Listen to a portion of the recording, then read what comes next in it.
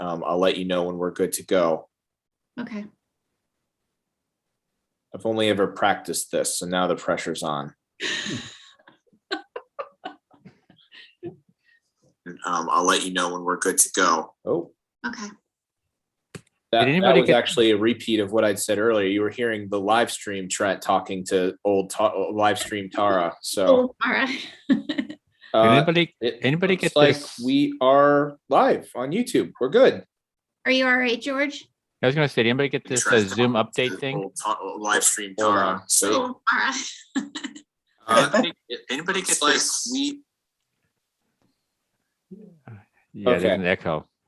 Yeah, it was the live stream is up for me. I can't close the live stream, so I just had to turn the volume for that down. So, but it looks like everything's working and we're live and ready to roll. Excellent. Are you good to go, George? You said you were getting an update. I am, but it's paused. We'll see what happens. Okay. Happy New Year to everyone. Happy New Year. All right, so it's 6:33 p.m. and I'll call this special meeting of the Old Saybrook Board of Education to order, and we'll start with the Pledge of Allegiance. I pledge allegiance to the flag of the United States and to the republic for which it stands, one nation, under God, indivisible, with liberty, justice. Okay. So the first item on our agenda this evening is audience of citizens. Do we have anybody from the audience of citizens? I should ask them, Trent, to raise their hand, right? If they're interested in speaking or if there's anybody out there. Yes, at the moment we have 0 attendees. Okay. All right, so since it's already 6:34, I think I'm going to move ahead then to our one agenda item this evening, which is talking about a calendar amendment. And I will hand it over to Jan. Thank you. And let me begin by wishing everyone Happy New Year and thanking you for being out here tonight for yet another board meeting.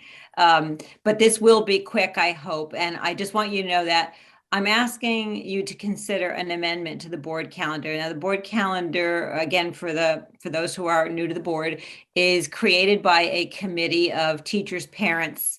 Karen is the board member rep. Karen Broder is the board member rep. Administrators and sometimes students. And then every year, the Board of Education votes to accept it. And for that reason, because I'm asking for an amendment to the calendar, because of our current situation, I wanted to bring it back to the board for consideration and for a vote. I didn't want to just unilaterally change something that you had voted on. So I'm going to put up a picture of our current academic calendar because I don't expect you to have it memorized. And I'm going to draw your attention to where you see the red box on the bottom. Trent created that for us today. And that talks about snowflake days. And what I'm asking for tonight on an overview is that we switch the order of the snowflake days. Jan, if I could interrupt, I'm so sorry. Can you maximize that a little bit so it's a little easier to read, just that red box? Is that? Well, this is an excellent question. And I am looking. I put on my glasses. I'm holding my laptop far from my face. And I'm bringing mine really close. Well, as someone who can never see anything, I totally get it. Jan, if you go up on the toolbar, if you see a plus and minus, if you hit the plus, you go right about an inch about down where your mouse is. Yeah, right there in the middle of that gray toolbar. I saw that, but then it changed. Here it is. Got it. There you go. Got it. There you go. Thank you. Perfect. And then you just drag it up. This is about my second time running a meeting on Zoom. So you're doing. Guess what? Mine disappeared. All the way, Eileen? Let's see. I'm just going to go to the bottom. Okay. There you go. Perfect. Thank you so much. I apologize for that interruption. All right. Let's see. No worries. Thank you for pointing that out. So what I'm asking, I'll give you a minute to read that kind of convoluted language. It spells things out very clearly because we just instituted snowflake days about 4 or 5 years ago. They've been pretty popular. But let me give you a minute to look that section over.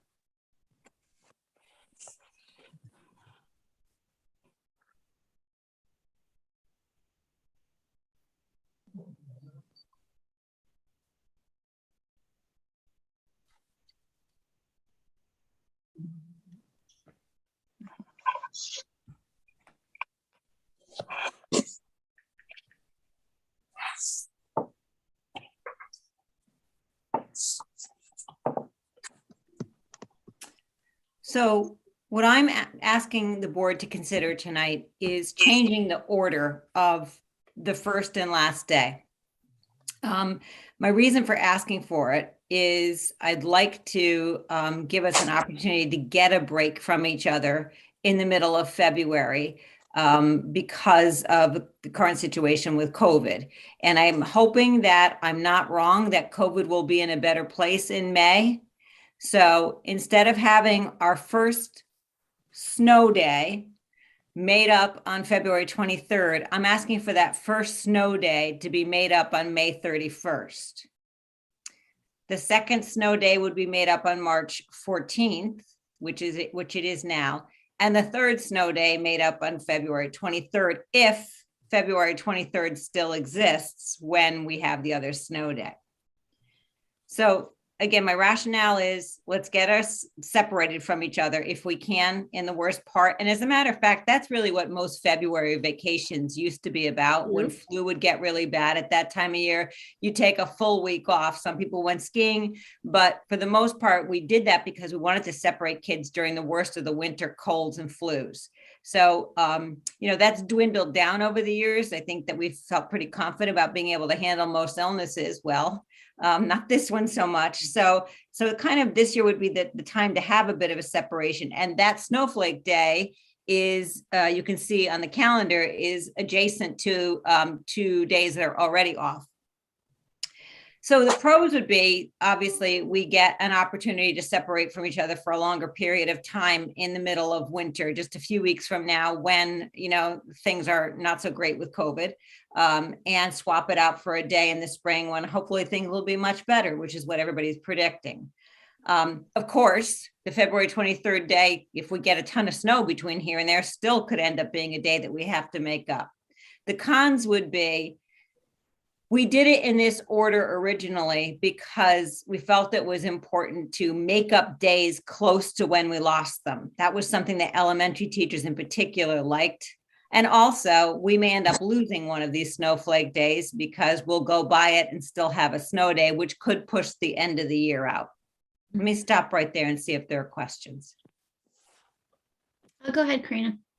Yeah, so that was so in order for us to use February 23rd, we would have had to have 3 snow days before February 18th, right? Is that? Yeah, that's the way that reads because February 18th is the Friday. Yeah. And so if we don't, then that third, and we need a third day, it gets tacked on at the end of June. Right. Yeah. So all those days marked in yellow at the end of June, that's our way of saying any of those days can be the last day. Be added. So this is not a question, it's a comment. What I observed last year, and I agree with this approach. I'm wondering if we should, I agree with keeping the 23rd as a day off. I think that that's a good suggestion.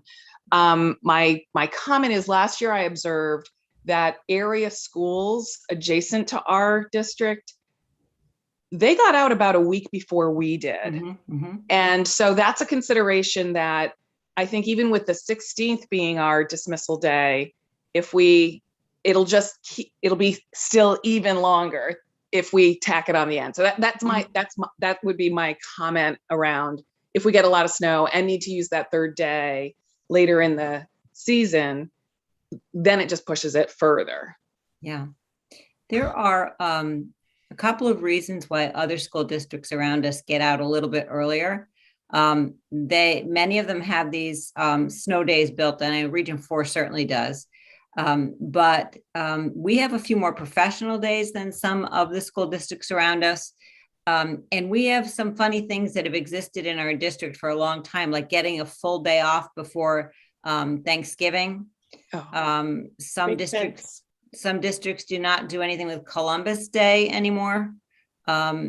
So, there are some other reasons. And so this calendar has been, every calendar, I shouldn't say it that way, every calendar in every district I've ever worked has its own unique qualities. And what's fun is when you try to change them, it becomes a real bear. it's, like I thought the day before Thanksgiving would be an easy one. Let's have a half day. Let's get credit for it. That turned out to be not so easy. People really counted on that day.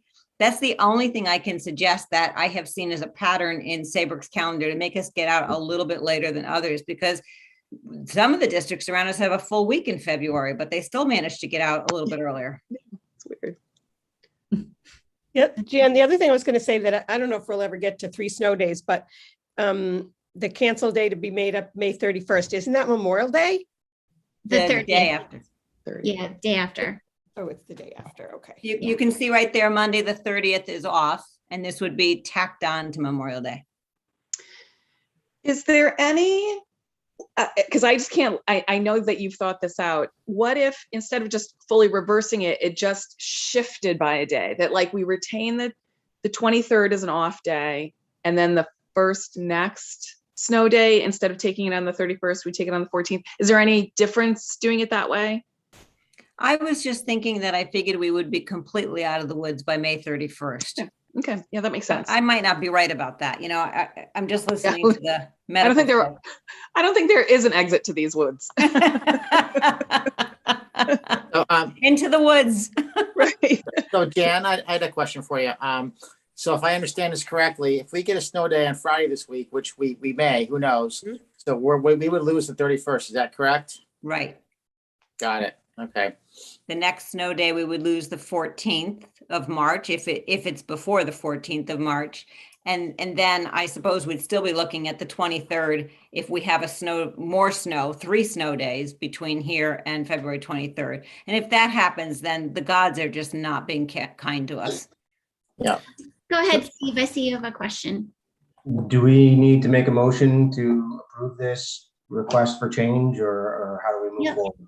Yep, so we're gonna just answering questions, and we can either go forward with a motion and continue discussing, or we can wait until everybody's done with questions and then make a motion. I have a question. Go ahead, George. So the principle here is that we tack on the snow days on periods that extend a holiday process. So right now, the February break is 2 days. If we don't use a snow day, then you get 3 days for February break, and same thing with Memorial Day weekend. Right now I'm drawing a blank on what is that March 10th, 11th break that extends it to 5-day week. Those are professional development days. Okay, so that's the reason for the 14th tacked in. And so the other premise for doing this is in the current environment of COVID, we want to try and keep the population separated, to give breaks, correct? And so by definition, if we have a snow day, if it snows and school is closed, by default, people are separated. And so I'm just trying to figure out, so let's do the worst case scenario, right? So we do the worst case scenario where we actually end up using the 23rd, but by then we've already had 3 snow days before the 23rd, which has provided ample opportunities for separation. The issue is what we're trying to add here is the extended period of time to allow for basically a quarantining effect. A single day off doesn't provide that effect of quarantine that you get from a 5-day week. Fair enough. That's a good point. So this would be more about, it's wrapped into a weekend. So if we get out on February 18th and you have 19, 20, 21, 22, and 23 off, that's a pretty good break from each other. That's about the quarantine period for a positive case of COVID right now.